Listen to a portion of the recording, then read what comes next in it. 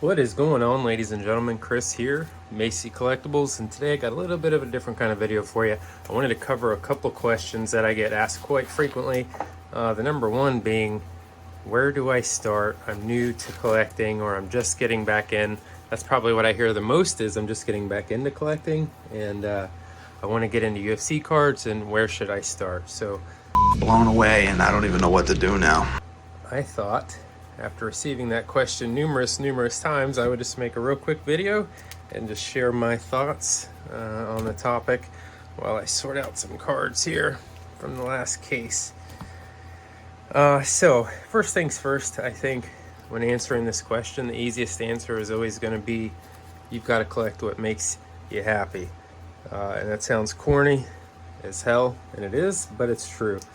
You can't, well, you can, but it's probably never a good idea, in my opinion, at least, to collect or buy into cards with kind of the sole purpose of obtaining value or profit. This is what you really want to do, but bro, you blew it.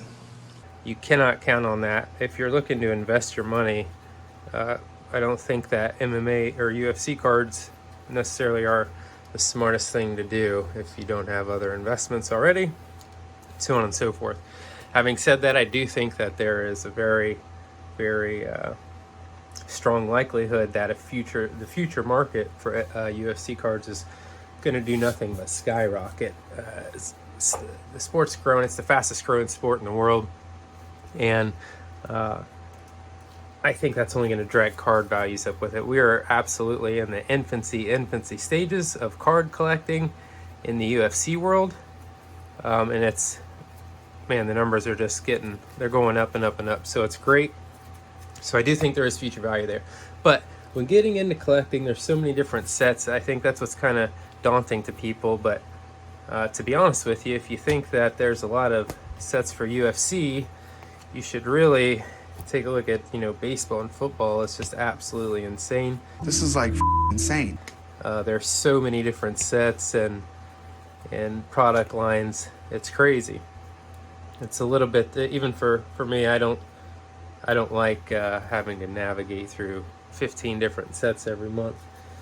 But for UFC, it's not quite as hateful, but it can be a little bit overwhelming, especially if it's your first time collecting any kind of cards whatsoever. So I would recommend, first and foremost, going online or on eBay or Mercari, somewhere like that, and just taking a look at the different series of cards. You have Chrome, of course, which they did in 17, 18, 19. Taking a look at the different sets and kind of just getting a feel for, or even on YouTube would probably be a good place, getting a feel for what the different sets look like and what their inserts and parallels are like, and maybe even look at their market values and how well they sell, if that's what you're into. But or the collectability. The Chrome is really hot for collecting rainbows, so you just kind of have to decide what's for you. But I think the first year that collection kind of took off was with Main Event. That's 2010. That's a pretty good product. The prices have recently skyrocketed on that product. I think that it's currently overpriced for the first time ever, but I do think that it's overpriced currently, so take that as you will. But Main Event really is a beautiful product. It's an older product. If you've been watching the UFC for a long time, it'll be a great product for you because you'll be aware of all the fighters that come out of there. But if you're new to the UFC, you're probably not going to know a whole lot of people out of that box. However, it might be a good idea to familiarize yourself because there are several key cards in there that are really good. And then following that, I would say in 2015 when Chronicles came out, Chronicles was pretty big. The only thing with Chronicles is it's a massive set. But when you buy a Chronicles hobby box, I think you get like 400, at least 400 and something cards. It's crazy how many cards come in the hobby box of Chronicles. So that's not a bad place to start either. The autos from Chronicles aren't exactly sought after. I probably should have brought over a couple examples, but There are some nice autos in there, some pretty key names, but value-wise, they don't seem to draw. They don't have a really big market. The cards, the autograph cards, just aren't that sought after from that set. Most of them, if not all, are sticker as well. Sometimes that hurts things. Let's run through these refractors here. And then there's 17, 18, and 19 chrome. And in chrome, the prices again, and again with chrome, the prices are going up. I think it's a great set to start out with. It's only a 100 card set. 2019 is the cheapest. Recently, 2017, the prices have gone insane. So that's not going to be a good place to start for sure. I don't think that's a good place to sink your money if you're new into collecting. Really, and 2018 is kind of getting that way too. There are nice cards to be had from there. However, I think that the price is currently way too high from where we're at. In the future, I think it'll be fair, but right now I don't think that it's a good price. And then that brings us to 2020. And if you haven't seen all the information out there about 2020, I suggest definitely looking into that, because 2020 comes, it's a very love-hate relationship with all the stuff that went on in 2020 and having the product postponed multiple times and so on and so forth. It really just kind of became a disaster. They had to outsource to Canada the cards, and you know, a bunch of quality control issues came with that, so on and so forth. So 2020, quality wise, I don't know that that's the best long-term investment or long-term holding. Now, there are really nice cards in there. I do think there's value in there, but pound for pound, so to speak, it's certainly not the strongest set. But the price point is there. So, you know, I think it's maybe $68 or so right now. $70 will get you a hobby box, and that'll get you 2 autographs and some nice hits. So if you're wanting to just kind of get your feet wet, I suppose, that's going to be your cheapest entry. And they're the most current cards, and they do have quite a bit to offer. I collect them. You know, I'm not just trying to trash them. I'm just trying to give you the reality of the situation as the way I see it. Where's our short print variations over here? But you know, it's a good place to start. Just don't be surprised that the quality's kind of down, and maybe that the cards, if you know, the ones you do want to sell or move, don't move as quickly as you'd like, because the set is just kind of a little bit subpar in terms of quality control. So that is what it is. If you're willing to spend a little bit more money and you want a nicer card, a thicker stock card, chrome is definitely the way to go. Or wait, there's many other products that I haven't mentioned, like the Knockout series from 2020 is very popular, but again, that's a little bit expensive and a little bit more for the seasoned collector, just chasing hit cards for the amount of things you get for your money. I don't think that's the way to go for beginners. In November, there is kind of a more entry-level step into the autograph game with striking signatures coming out. Now, it's still a little bit expensive. I want to say that product is $40 or so for a hobby box, but you only get $30 for a hobby box, I believe, but you only get 1 autograph in those. So again, that's kind of like more for a collector who's just chasing autos and so on and so forth. But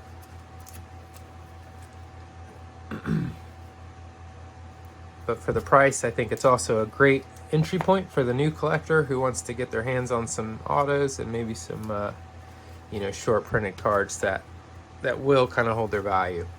And then finally, probably the next thing I get asked the most is about starting a shop. And how do you start a shop? How can I start a shop?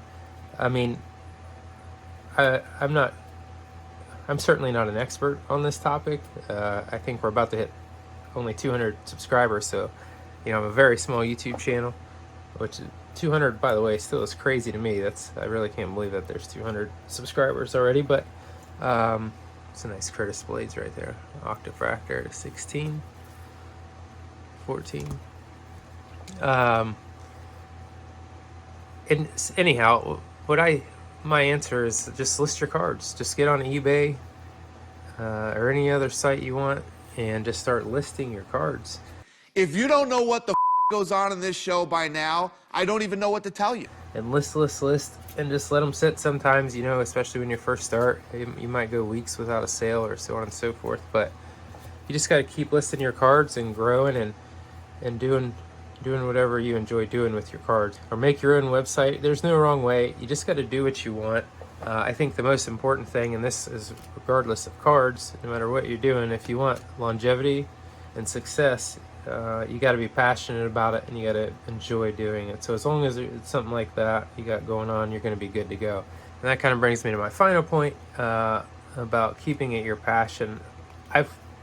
Every hobby I've ever gotten, I tend to monetize, and I wish I didn't do it. I'm just kind of a entrepreneur by spirit. But I tell you one thing I've personally learned over the years is that no matter what you're doing, as I knock the camera off, anyhow, one thing I've learned over the years is that even if you monetize your hobby, that's fine. But in the end, you've got to keep it a hobby first and foremost. If you're wanting to collect cards, you don't want to burn yourself out. It's supposed to be fun. It's really easy to get swept up in the hits and chasing the rainbows and spending your money and, you know, being upset that you're, you know, at your pools or this or that. You don't want to go down that road. You want to enjoy it. So really, that's always going to be the most important thing. Just enjoy what you're doing, and it'll unfold how it unfolds. But I know I didn't give any super detailed advice here. This was likely not the most informative video on where to start collecting cards, but I just wanted to give a little bit of insight while I had to do a little organizing here and kind of share my thoughts on some questions that have been asked a bunch of times. I probably should have sorted them and then gave them my thoughts so that I could focus, but hopefully somebody picked up something out of here. Again, just look around for your price points. I think 19 Chrome or 2020 Topps are the best places to start for a new collector based on cost of entry and you know, possible returns. 2020 is current. You get a lot of cards. There's 240 cards in a hobby box, and it's like $68 or $70. So, you know, I can't think of so I don't think it's a horrible place to start. Chrome, so it's really a good value for the money. And finally, in the end, you don't have to collect any set at all. I have several friends who I've met even through the YouTube channel that they, you know, they don't collect sets. They collect just players or certain fighters or you know, key years, things like that. If you can think of it, somebody is collecting it specifically. So there's no wrong way to collect. Just jump in, get your feet wet. You know, don't spend money you don't have, and don't get in it to make money initially, at least.